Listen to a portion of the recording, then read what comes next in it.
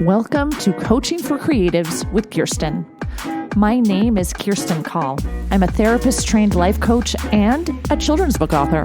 Together, we'll get the drama out of our lives and onto the page. Let's get started. You are listening to Episode 57, Vulnerability. My agent recently sent a book of my heart out on submission. It's a novel in verse about my great-great-grandmother and how she grapples with passing for white.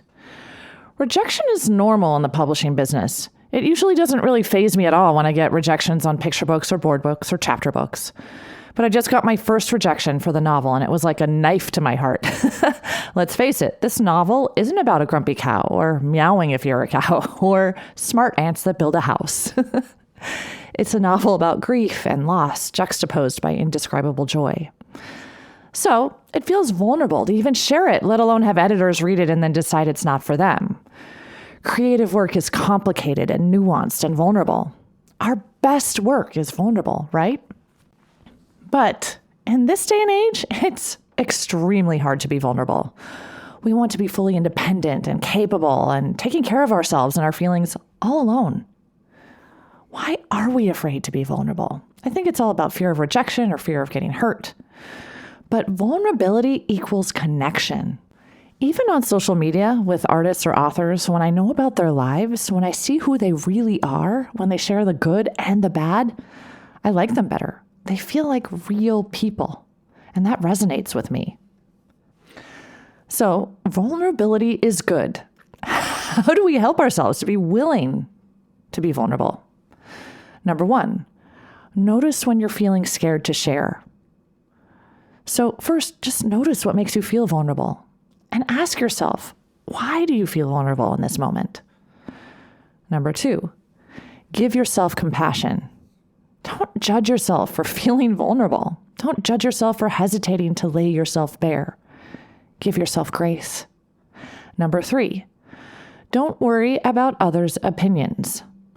No matter how much we want to, we can't control others' opinions of us. We just can't.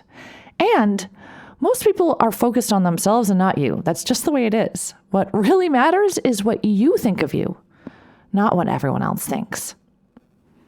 Number four, choose wisely. Be intentional about when you're vulnerable and with whom you are vulnerable. Choose trustworthy people to be vulnerable with. You don't need to be vulnerable with everyone at all times. That said, number five is share with trusted loved ones. When life is hard, it's easy to try to protect ourselves and others by hiding all the hard things from them. This disconnects us from our most loyal supporters. Being vulnerable with our loved ones brings us closer to them. Number six, practice mindfulness.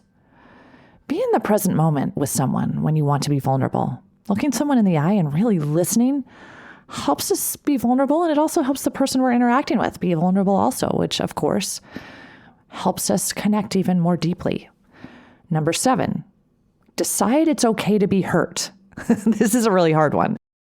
Even when we're very intentional about how we share ourselves or our work, sometimes we'll get hurt. It's just the way it is. This is super frustrating, but here's the thing. Being vulnerable does allow you more opportunities to be hurt. It does. It feels vulnerable to share your innermost feelings, and some people might laugh at them. It's vulnerable to put the work of your heart out there. Every rejection might feel like a stab of the heart. So yes, vulnerability does make you vulnerable to hurt, and that's okay. It's okay to feel hurt by people's reactions to your vulnerability. The possibilities for connection and good far outweigh the bad. Being vulnerable opens you up to relationships in a way that nothing else can. Number eight, be dauntless. After last week's episode, can you blame me for adding this to this week's episode? It takes fierce courage to be vulnerable. You have to be brave and dauntless to share your innermost thoughts and feelings.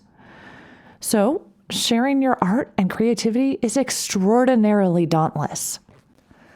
As you live your life in an authentic, vulnerable way, go forth and relish the feeling of sharing who you really are with people who truly appreciate who you really are. Embrace your relationships with renewed vigor. Allow the connection to revitalize you. Be dauntless.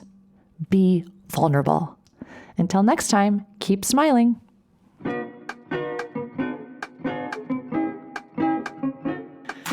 If you like what you've heard, check out my Get Yourself Unstuck program.